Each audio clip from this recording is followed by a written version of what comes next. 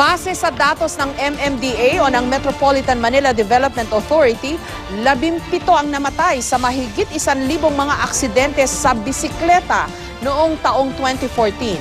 Kagabi, isa na namang lalaking nakabisikleta ang binawian ng buhay matapos mabangga ng truck sa Parañaque.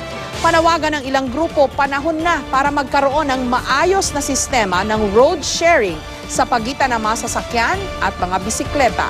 May report si Lia Manialac del Castillo.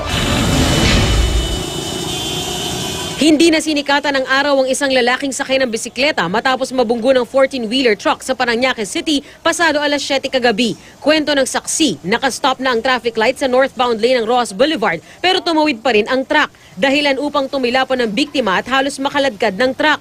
Kinilala ang biktima na si Neptali Grageda, 54 anyos na karpintero mula sa Taguig. Papunta raw noon sa Mia Road ang bisikleta mula sa Macapagal Boulevard. Nasa kustodiya na rin ng mga otoridad ang driver ng truck na posibleng maharap sa kasong reckless imprudence resulting in homicide.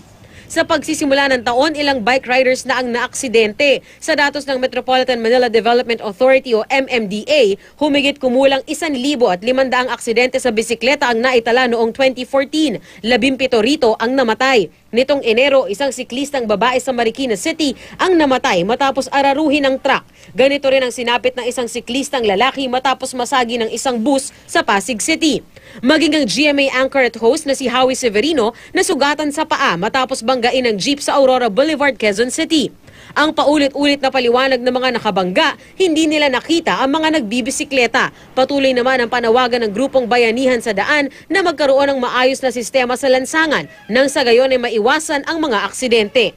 Hindi na kailangan ng batas. Common sense lang ho ito eh. Bibigyan ng maayos na daanan yung mga tao. Bibigyan ng maayos na daan yung gustong magbisikleta. Saka yung ibang lanes, gagawin natin for public transportation.